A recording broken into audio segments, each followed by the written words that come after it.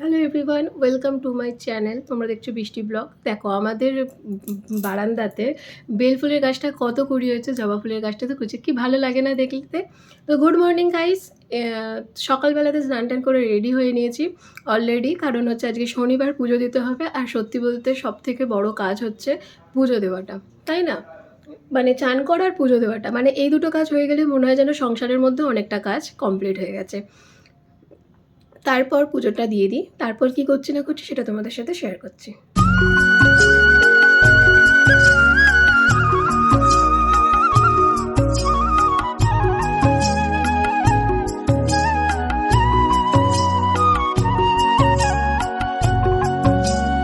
তো পুজো দেওয়া তো একদম কমপ্লিট হয়ে গেছে। একটু আমি নিজে রেডি হইনি, কারণ রান্নাঘরে ঢোকার আগে সানস্ক্রিন তো মাস্ট, আর চুলে সিরাম লাগানোটা তো খুবই জরুরি, কারণ যা যেটুকু চুল আছে সেটুকুটাকে তো বাঁচিয়ে রাখতেই হবে।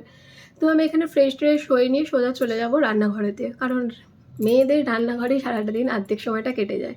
তো ঠাকুরকে তো খেতে দিয়ে দিয়েছি, ঠাকুর ঠাকুরের মতন খাক। এবার আমাকে নিজেকেও তো একটু পেট পুজো করতে হবে। তো আমি সকালের ব্রেকফাস্টে কী করবো সেটা তোমাদের সাথে শেয়ার করি, চলো।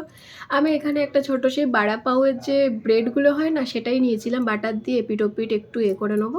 আর নেবো হচ্ছে একটু টক দই। এটা হচ্ছে আমার সকালের ব্রেকফাস্ট। সকালবেলাতে আমি এরকম ব্রেকফাস্ট করতেই বেশি পছন্দ করি। আর এদিকে চালিয়ে দিয়েছি গোপাল, যেটা দেখতে দেখতে খাবার খেতে না ভীষণ ভালো লাগে। সেটা ডিনার বলো, লাঞ্চ বলো, ব্রেকফাস্ট বলো, সব সময়ের জন্য। এবার সোজা চলে যাব দুপুরের লাঞ্চে। আজকে যেহেতু ঠান্ডা উপোস ছিল, কার কার বাড়িতে ঠান্ডা উপোস ছিল সেটা তোমরা আমাকে কমেন্ট সেকশনে জানিও।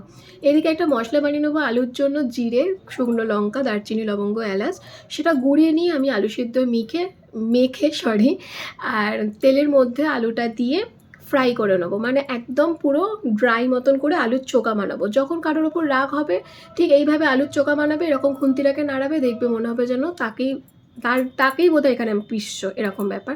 এদিকে আমি বেসন বানিয়ে নিয়েছি। সত্যি বলতে এই সমস্ত রান্নার রেসিপি বলো আর বলো, সমস্ত কিছু আমার মায়ের কাছ থেকে জানা। এই আজকে চপ বানানোটাও মাকে ফোন করে জেনেছি কীভাবে বানাবো।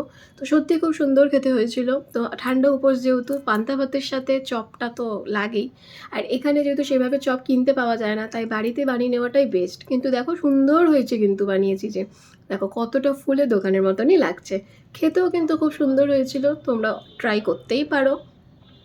আর এদিকে চপ আমার বানানো হয়ে গেছে, অনেক চপ হয়েছে, তাই জন্য অর্ধেকটা রেখে বাদবাকিটা একটু ভালো করে ফ্রাই করে নিলাম, কারণ এতগুলো তো লাগবে না। এদিকে পান্তা ভাতেতে একটু নিয়ে নিয়েছি মুড়ি, ওদিকে চপ, একটু আলু সেদ্ধ, কাঁচা লঙ্কা, কারণ পান্তা ভাতে মুড়িটা দিয়ে খেতে একটু বেশি ভালো লাগে, তাই না?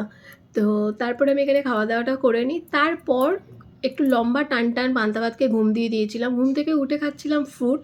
দেখা হবে নেক্সট ব্লগে, টাটা।